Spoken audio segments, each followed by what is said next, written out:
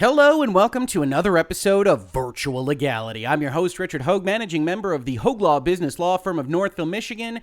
And for those of you that don't know me, I am a mergers and acquisitions lawyer. And if there has been any industry that has been rife with mergers and acquisitions, it is the video game one, led, of course, by the Goliath in the room, the 800-pound gorilla, Microsoft, who is just at the top of headline after headline after headline after just closing a deal for $7.5 billion to purchase ZeniMax and Bethesda. Bloomberg went out yesterday with an article entitled Microsoft in Talks to Buy Discord for More Than $10 billion. Now, as is our wont here in Virtual Legality, we're going to unpack that headline. We're going to talk a little bit about why I feel it's misleading, only a bit. I think that Bloomberg here has done a nice bit of reporting, but like so many articles, the headline doesn't really give the full story. Let's take a look at what it says. First of all, they've got these little sub-bullet points. It says, Gamers Chat app is talking to potential suitors, people say, which is a little bit closer to the real story. No deal is imminent. Discord may opt to go public instead. Microsoft Corp is in talks to acquire Discord Inc., a video game chat community, for more than $10 billion, according to people familiar with the matter. Now, you can see that I've highlighted in red, according to people familiar with the matter, because, as we've talked about in this space, you always have to take anonymous sourcing with a grain of salt. Now, anonymous sourcing, to some extent, is part and parcel of getting business news, because nobody wants to go on the record and offend the bosses, and they're all under contract, and all those various kinds of things. But that doesn't take away from the fact that those of us out here, like you and me, cannot evaluate who is doing the talking. They didn't even say people familiar with Microsoft or with Discord. So we have to take with a grain of salt that whoever is leaking this information has some tilt one way or the other. Now, we're going to talk about why I think this is coming from Discord in just a second, but it's worthwhile to note that it could potentially be coming from Microsoft as well. Discord has been talking to potential buyers, and software giant Microsoft is in the running, but no deal is imminent, said the people, who asked not to be identified because the discussions are private. Discord is more likely to go public than sell itself, one person said. Representatives from Microsoft and Discord declined to comment. VentureBeat reported earlier on Monday that Discord was engaged in sales talks. So we've got an anonymously sourced item, which gets Microsoft up at the top headline, a $10 billion number, and even the sources here for Bloomberg don't agree as to what's going on. No deal is imminent. Microsoft goes from in talks to buy to in the running, and Discord is more likely to go public. In other words, register their securities, their stock, and go receive money from the public so that in terms of a liquidation event, their founders and their other investors can go liquid on the open market and make all the money they want that way. This doesn't really explain to the layman or even to myself or anybody not in the internal boardrooms of Discord or Microsoft what is likely to be happening here. In fact, we've gone over very similar ground in this very space when we were looking at the WB Games potential acquisition, and I mentioned in this video, wait, is Microsoft going to buy WB, which was based on another anonymously sourced bit of information in which Warner Games unit was described as having Microsoft express interest in acquiring it. And we commented in that very video that this is very much like the realtor trying to sell a house and leaking out information that says, well, you know, I've got a really rich guy that really loves this house and maybe you should consider putting in a bid. Microsoft, because it is so energetic, because it has so many acquisitions, because it has so much cash money, is used by everyone in any adjacent field to potentially get those bids a-coming. Now, you also heard in this Bloomberg article that VentureBeat has talked about this story, and I want to give credit where credit is due, right? This is a Dean Takahashi article, and I was very critical of a similar article that Mr. Takahashi did with respect to the Bethesda and Microsoft merger, in which VentureBeat implied that this off-the-charts litigation from years ago could potentially create a problem for the merger, and that this was reported on in a kind of mirror bit of reporting across the games industry. As I said in the video, that was very unlikely to happen. Of course, the merger happened last week. Everybody's excited about it, at least everybody that's not a sole PlayStation owner, and we moved on with our lives. But Mr. Takahashi does a very good job in talking you through the various thought processes of what is happening with Discord in a way that I think is a little bit more effective than Bloomberg. So what does he have to say? Discord is going through a sales process now that could result in a purchase of the communications and chat platform for much more than $10 billion, GamesBeat has learned. Now, it's worth noting what is being said there. A sales process sounds oblique to people that aren't familiar with mergers and acquisitions, and who could blame you? But suffice it to say, it certainly sounds to me, to my corporate ears, that Discord has decided that it's going to potentially try to shop itself. That at some point in time, the investors get restless, or the management gets restless, or somebody else gets restless and says, let's see what this thing would be worth to sell right now. They hire an investment firm or an investment broker, somebody else that's going to help shepherd in a potential auction process, which you will see referenced here. And so they're going to start to see what they're worth to maybe sell out, because at some point you did this thing, you built this entity to go make your founders and your early stage investors money. Two sources familiar with the matter said that Discord is exploring its options for a sale in the wake of interest from multiple parties that want to buy the company. Now, that's a heck of a sentence, right? We've got two sources familiar with the matter said that Discord is exploring its options. That suggests that it's Discord leaking this information, which you would expect from the guy that wants to sell the house. Hey, we've got all these bidders and we're looking to sell. But it's in the wake of interest from multiple parties that want to buy the company. Facts not quite in evidence, right? There's nothing wrong with the reporting here. The sources undoubtedly said this. The question is whether or not Discord is running that show, or whether people just came out of the woodwork and said, we'd be interested in buying you. Some of the confounding factors here is that Discord has excellent audio, has an audio platform, and Clubhouse is going crazy with its valuations and just collecting hand over fist money, while Roblox collects money on a $45 billion valuation. So we are in an age of acquisition. This doesn't necessarily ring an alarm bell for me that it's false, but you always have to take with a grain of salt who's saying what, and this continues to sound like Discord is probably trying to work that auction process. One source said the company has signed an exclusive acquisition discussion with one party, meaning it is in the final negotiations about a sale. Now that, again to my corporate ears, doesn't make a ton of sense. Everything else in this article and in the Bloomberg article suggests that Discord is trying to drum up interest, potentially have an auction process. If you are doing that, you don't sign an exclusive term sheet.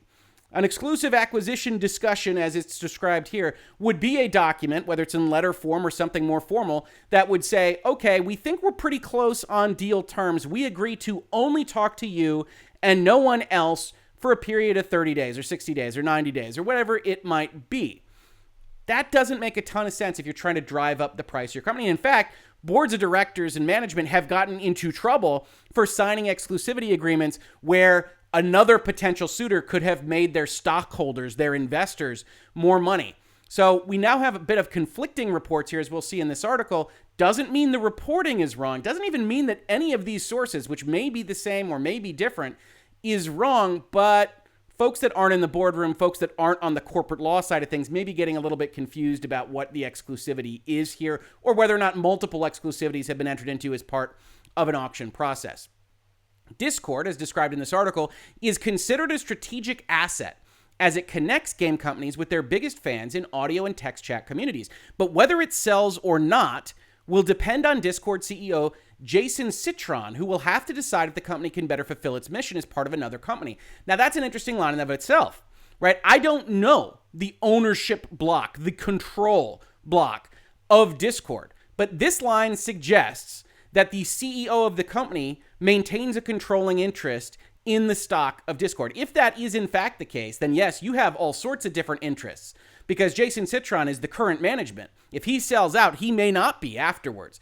He also, if he controls this company, has certain obligations to his other shareholders to not do stupid things, but doesn't have the same kind of fiduciary responsibility as a controlling shareholder as he does as, in all likelihood, a member of the board of directors and the CEO of the company. Board members and officers have duties to the shareholders that the shareholders do not have to each other. This person, like many founders in tech companies, and all companies really, especially early stage ones, has dual hats. He can put on his board of directors hat and has to have that fiduciary obligation. He can put on his shareholders hat and say, I'm just concerned with how much money I make, what control I have, where I want the company direction to go. When you are in a situation like that, then the company is not just going to make necessarily the min-max standard of maximizing the profitability, even if the investors are rattling their sabers. So that adds another kind of confounding factor into the question here. I know they are in active discussions with a select few parties, one source said. The market is in a state where they could command strong double-digit billions of dollars. Now, that's just a guess. And a lot of companies are always guessing at their valuation. They look at Roblox, as this article rightly points out, says, hey, if that's $42 billion, then we must be worth a good chunk of change. Unfortunately, that isn't always the case. Oftentimes it is, but it isn't always the case. Every company is different. Discord may be a test as to whether or not another company with communications technology can follow in Roblox's recent footsteps, and rumors often swirl about a possible IPO. But Discord isn't Roblox, right? This very next paragraph says Discord has grown dramatically and has more than 140 million monthly active users, but it is still in a growth phase and its financials aren't spectacular now. That might be understating it a bit. Discord acknowledged in the same article that it is not yet profitable. You might say to yourself, Rick, how could you pay $10 billion for something that doesn't have a profit? Well, in all honesty, this happens a lot more than you might think. Sometimes they're utter failures, right? Microsoft bought Mixer, didn't work out. Very much didn't work out. Microsoft bought Skype, didn't really work out under that labeling. You can certainly argue that Skype was kind of baked into the research and development of Teams and things like that, but certainly they weren't this massive breakout success that Microsoft would have loved to have them be. Similarly, Discord might represent 100 million sets of eyeballs, research and development that's already done, a name that is already well considered in the game industry, and that in and of itself might be worth an investment, especially if you're seeing the audio companies like Clubhouse out there. You had Mixer fail. You want some more functionality on the Microsoft side of things. In that particular instance, you're essentially paying money to have outsourced research and development that can get you further than you think you could get internally by just building a copycat kind of infrastructure. Continuing with the article, it is possible that the current sales process may not result in Discord actually being sold. It's hard to tell the difference between a serious acquisition attempt and a fishing expedition, said one source who asked not to be identified. It can fall apart at any time. The reality is the company is doing really well. I don't see a reason they would want to sell. They seem to be completely in control of their destiny right now. But they're a funded company, right? If we go along a little further here, we can see that they are actually funded by venture capital. The most recent investors who bought into Discord include Green Oaks Capital, Index Ventures, Greylock, IVP, Spark Capital, Tencent, I know a fan favorite here in Virtual Legality, and Benchmark. Venture investors in early stage companies, do it on the premise that they will be able to liquidate their interest in the company on some reasonable time frame. Oftentimes it's about 7 years from the investment that they have to return their money to the partners that gave it to them in the first place, and hopefully with a significant return on investment. When you start getting close to those deadlines, when you start having investors involved in your company that start to get a little itchy to sell, you maybe start to see that valuation process, the sales process as it's described in this article, pursued in earnest. Doesn't mean they have to sell, especially if that CEO and other founders have a controlling interest, but it does mean it gets more and more likely that you're either going to sell or you're going to have a public offering or you're going to have some other way to get rid of those early stage investors by paying them, not by, offing them, not that kind of get rid of, but to make them satisfied so that they're no longer kind of rattling around your company. The article continues by saying it would be likely a suitor that is a platform owner like Microsoft, Amazon, Twitter, or Google, because we're talking about a significant amount of money. Microsoft had acquired the now defunct Mixer, as we talked about, but any deal would likely be at a greater valuation than the $7 billion that the company raised at in December, as secondary market sales where employees and other shareholders sell their stock options to others suggest a price above $10 billion right now. If a bidding war occurs for Discord, it's easy to believe its price could soar even higher, one source said.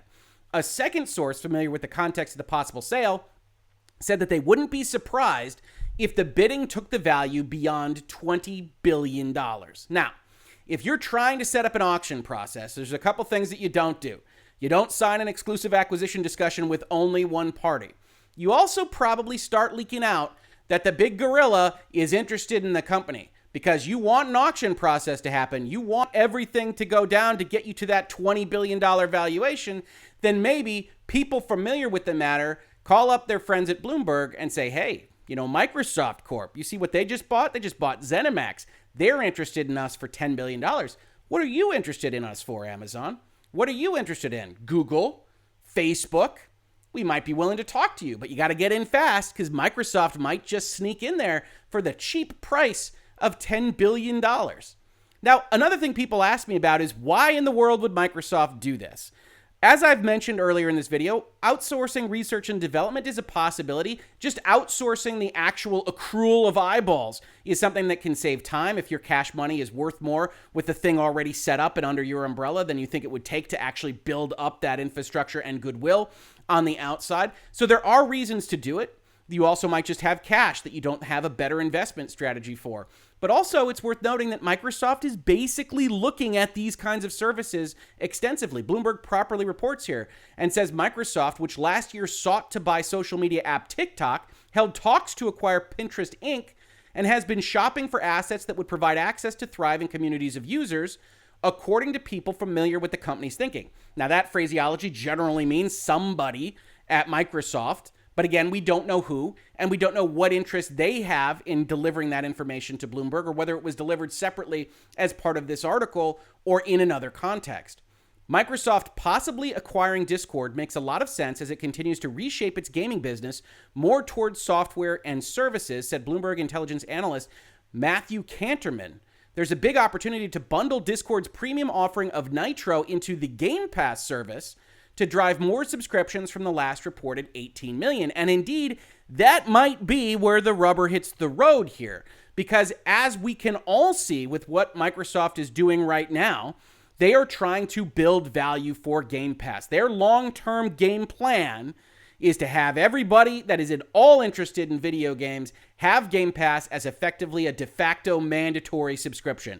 Much like Netflix has positioned itself right now for streaming video content, that's what Microsoft wants to be. That's what it wants its name to be. And if it has to spend $10 billion potentially to get something that's really cool for Game Pass and that consumers, video gamers, are going to love and think is even more necessary to be in the Game Pass infrastructure and ecosystem, then that's a drop in the bucket to what could be a multi-billion-dollar annual proposition for the video game and software giant. So one of the things I want you to take away from this video is that this is not at all a done deal. Even as reported by Bloomberg, ignore the headline, ignore some of the reporting that you've seen in the video game industry. Microsoft in talks to buy only means that they've had a conversation with Phil, right? I even think that there's a reference here in the VentureBeat article that I had to skip that said that Discord actually encouraged this conversation to begin with.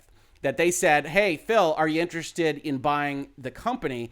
And that's where this actually developed. Unfortunately, I can't find it right now as we're talking. But if you look at these two articles, there is a paragraph and a reference there that says that Discord was the ones that reached out to Phil Spencer to have this conversation in the first place. So with that all kind of as knowledge here, we can take away that Microsoft might well be interested. They might even be interested in $10 billion.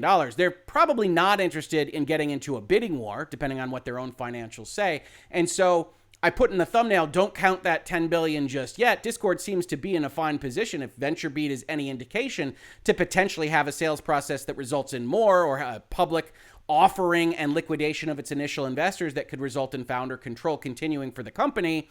But this is not at all a done deal that Microsoft is the final marriage partner for Discord.